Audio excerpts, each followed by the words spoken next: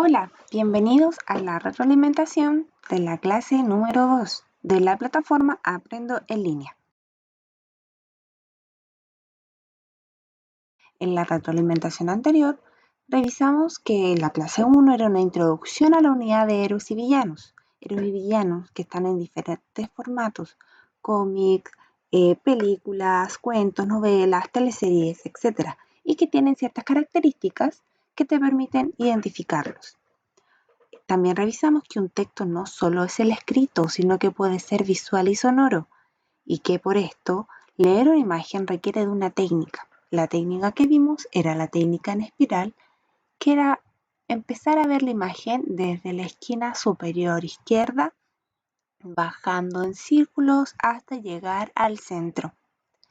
Y descubrimos que con una sola imagen se nos puede contar una historia.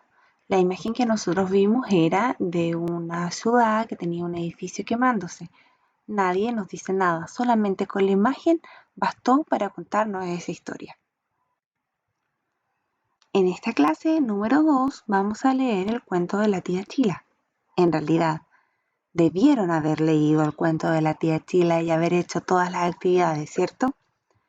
Y en esta clase número 2 se nos invitó a leer una pequeña reseña. Ya, estas reseñas o estas antes de lectura deben leerlas siempre. ¿Ya? ¿Por qué? Porque nos adelanta la lectura, es decir, nos permite saber más o menos de qué va a tratar o su estructura, da indicios, pistas, crea expectativas sobre lo que tratará. Puedes ponerte a pensar, yo creo que va a ocurrir esto. No, yo creo que lo principal va a ser que el protagonista va a vencer o va a lograr superar miedos o enfrentarse a la sociedad, por ejemplo. Y por ello, cuando tenemos antes de lectura, debemos leerla. ¿Por qué? Porque nos permite una comprensión más efectiva, ¿ya? Vamos entonces a la clase 2. Si ustedes no leyeron la reseña, lamentablemente la van a leer igual ahora.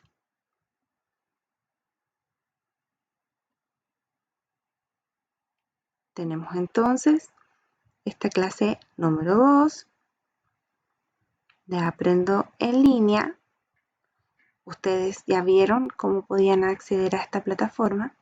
Y aquí, para comenzar, nos dice que van a leer un cuento de Ángeles Mastretta, una escritora muy famosa, bestseller, es decir, que ha vendido muchísimos libros. Es un poco parecida a Isabel Allende en la cantidad de libros vendidos. Y esta escritora y periodista mexicana es conocida por la construcción de personajes femeninos. Y ahí tenemos la primera pista, que tensionan la realidad sociocultural. Mujeres de ojos grandes, que este libro donde aparece el cuento que vamos a leer, se sigue reeditándose, es decir, se sigue vendiendo y es parte de las lecturas complementarias de los estudiantes chilenos. Los 35 cuentos que lo conforman están cruzados por historias de las ancestras de Ángela, quien inicia el relato, es decir, la voz de Ángela es la que nosotros escuchamos al momento de leer el cuento. El escenario es de Puebla, entre los años 30 y 40. Ojo con el contexto, nosotros debemos tener en consideración el contexto para entender mejor el sentido que le quiere dar el autor, ¿ya? Y esta sociedad estaba marcada por el deber ser. ¿Qué entendemos por deber ser? Es un prototipo que hay que cumplir, una forma de vivencia que es la correcta, la adecuada en los ojos de la sociedad, a los ojos de la sociedad, ¿ya? Y en este caso es que las mujeres debían casarse para lograr el máximo de felicidad. Y la casa y la iglesia eran, por supuesto, los que marcaban muchas de las decisiones de estas mujeres, ¿ya? Aunque Mastretta no subvierte, y aquí decimos que rayos es subvierte, ¿lo vemos? Significa invertir, desestabilizar o destruir lo establecido. Por ejemplo, la nueva moral sexual subvierte los valores anteriores, es decir, los destruye. ¿Bien? Entonces, aunque Ángeles Mastretta no destruye en el texto el modelo patriarcal, ni la relación sujeto-objeto, ni la sumisión de las mujeres, sí lo interroga. Es decir, que lo que hace es que las mujeres, de cierta forma, interróguense a sí mismas o interroga al débil. Es decir, cómo las mujeres podían ejercer sus derechos y sus libertades bajo la potestad de un hombre, de la iglesia, de la sociedad, ¿ya? Cómo esta libertad es negada por una sociedad dominada por lo masculino y mostrando las luchas cotidianas de las mujeres en esa época.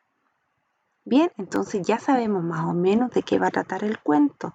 Algo va a ocurrir en que la protagonista va a poner en evidencia la falta de libertad de acción que tenían las mujeres en esa época.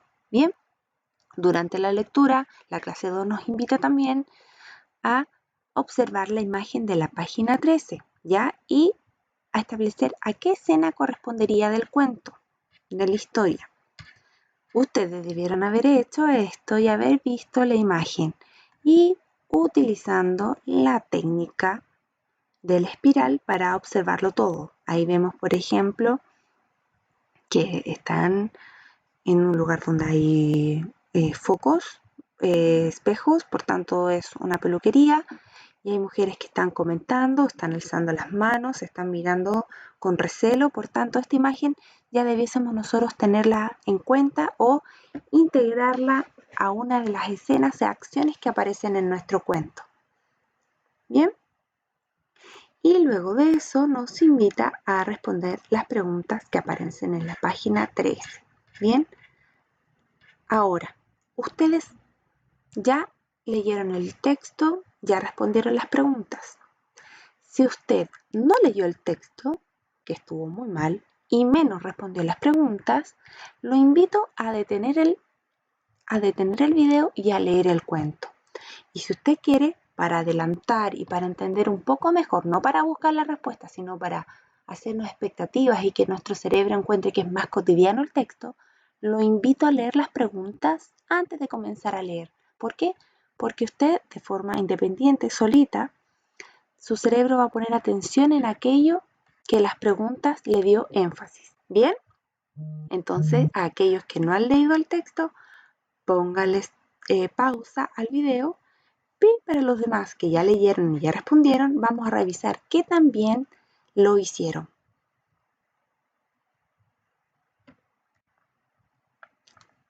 Ya, preguntas después de la lectura. 1. ¿Qué ocurre en el relato? Debían sintetizar las principales acciones del cuento. 2. Caracteriza a la tía Chila. Fíjate en sus actitudes y en lo que dicen de ella el narrador y los personajes.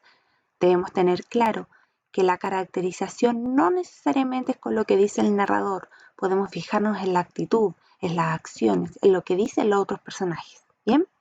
3. ¿Cómo puedes reconocer las acciones principales en un relato? Ejemplifica con la tía Chila. 4. ¿Crees que la tía Chila realizó un acto heroico? ¿Por qué? 5.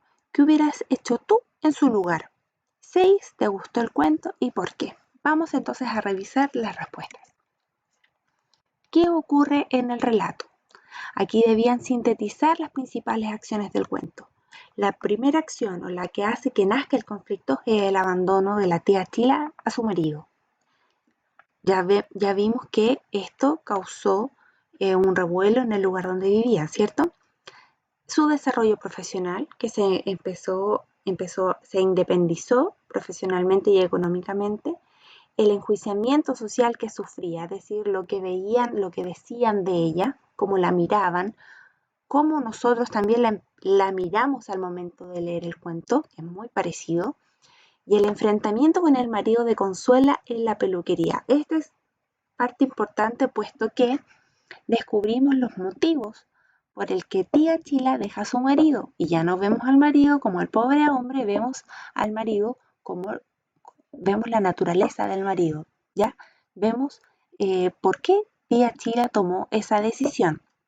Y por tanto, una de las acciones también importantes es cómo cambia la opinión del pueblo, cómo cambia la opinión de la sociedad que rodeaba a la tía Chila sobre ella. Vamos a la pregunta número 2. Caracteriza a la tía Chila. Fíjate en sus actitudes, en lo que dicen de ella el narrador y los personajes. Una respuesta esperable es que la tía Chila se caracteriza por tener un carácter fuerte, ¿verdad? Que fue valiente, independiente, ya que se atreve a encarar a un hombre que fue violento. También ocupa un lenguaje directo y confrontacional. Cabrones, ¿ya? Cabrón es una forma de ofensa, una palabra eh, que no es protocolar, ¿ya? Porque en México lo ocupan con un término es un término ofensivo en México, ¿bien? También podríamos decir que tiene un carácter fuerte, valiente, independiente, porque logró abandonar a su marido, porque inicia un proyecto propio y no hace caso a los comentarios del resto.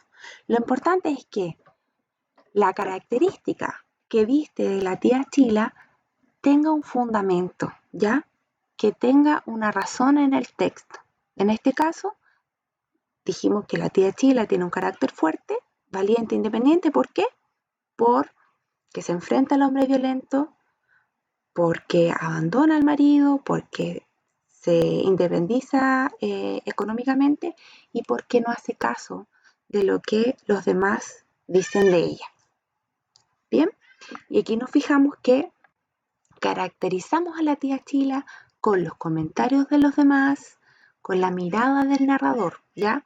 No nos dice inmediatamente la tía Chila es así, no dice la tía Chila es fuerte, valiente, independiente, no, sino que eso lo descubrimos por las acciones y por lo que dice el narrador y los personajes. 3. ¿Cómo puedes reconocer las acciones principales en un relato? Ejemplifica con la tía Chila. Esto es sencillo. Las acciones principales se relacionan siempre directamente con el personaje protagonista. Sin esta, la historia no podría avanzar. Son las acciones principales las que nombramos en la pregunta número 2. Todas estas se relacionan con la tía Chila. Bien, de estas las acciones principales nacen desde este conflicto principal, ¿ya?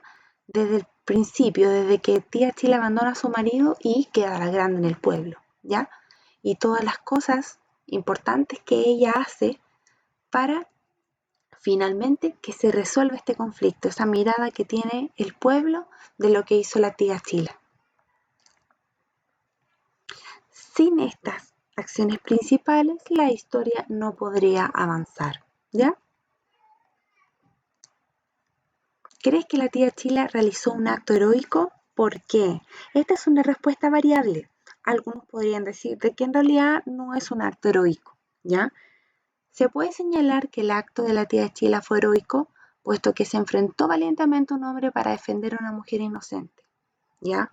¿Y por qué es heroico? Porque la valentía, la lucha contra la injusticia y la defensa de los inocentes es un rasgo que se asocia, que suelen asociarse a los héroes, ¿ya? Si tú consideraste que el acto no es heroico, debías dar una respuesta, un fundamento, ¿ya? Para decir que no era heroico, ¿bien? Por eso es una respuesta variable. 5. ¿Qué hubieras hecho tú en su lugar? ¿Hubieses defendido a la mujer? Esta respuesta también es variable, puesto que muchos no lo hubiesen defendido porque, por ejemplo, porque les dio miedo, porque estaba en riesgo su integridad física, por el peligro que podía enfrentar. Otros sí hubiesen defendido a la mujer y si usted puso esa respuesta, debe fundamentarla, ¿ya? Considerando los factores que están en juego. ¿Bien? Y también la última pregunta, ¿te gustó el cuento? ¿Por qué? También es una respuesta variable, ¿ya? Es indispensable que ustedes aporten razones adecuadas, ¿ya? No puedes decir, no me gustó porque fome. No, esa respuesta no es válida, ¿ya? Debes hablar explícitamente de aspectos del texto. no me gustó porque lo encontré excesivamente largo, no me gustó porque la narración no tenía emoción, no me gustó el final, encontré que les faltó descripción, considero que la tía Chila debió haber sido más dura y los demás debieron haber defendido. Es decir, tomar en cuenta lo que acabas de leer, su estructura, la temática y las acciones. ¿Ya? Es una respuesta variable porque te puede gustar o no gustar un cuento. Lo que tienes que hacer bien es fundamentar por qué no te gustó el cuento. ¿Bien? Entonces, recapitulemos. Las características del héroe son compartidas y entendidas por todos. Son criterios que se repiten. Sin embargo, pueden existir variables en sus características a lo largo del tiempo, ¿ya? El héroe de la época medieval es distinta a la que tenemos nosotros, la mirada del héroe que tenemos hoy en día, ¿bien? Pero tiene características que se repiten. La valentía, el enfrentarse al otro, defender al débil. La tía Chila es una representación de muchas mujeres valientes que se enfrentan a las convenciones sociales por un fin justo. Nosotros tenemos actualmente un problema con los femicidios, eso se sabe, que muchas veces las mujeres siendo valientes no logran encontrar apoyo en su círculo, ¿ya? Eh, y de todas formas pueden salir adelante, ¿ya? Y que se enfrentan también a las convenciones sociales, es decir, que no buscan cumplir con un prototipo, que intentan salir de la zona de confort eh, o que defienden a otra mujer, ¿ya? Las acciones principales son aquellas que permiten continuar las historias y se relacionan siempre con el personaje protagonista. Sin esas acciones no habría conflicto, es decir, aquello que le ocurre al personaje, y no habría desenlace, es decir, la resolución del conflicto. Las acciones principales, como decía anteriormente, se relacionan todas con la tía Chila. ¿Qué pasó con la tía Chila? ¿Qué fue lo que hizo la tía Chila? Etcétera. Bien, y con esto damos por finalizado nuestra retroalimentación de la clase número 2. Recuerda que puedes siempre encontrar respuesta a tus dudas y consultas a los correos electrónicos que aparecen a continuación. Bien, con esto quiero desearles también que en sus casas se encuentren muy bien, que estén tranquilos y que no dejen de leer, chiquillos. Eso es lo más importante. Bien, adiós.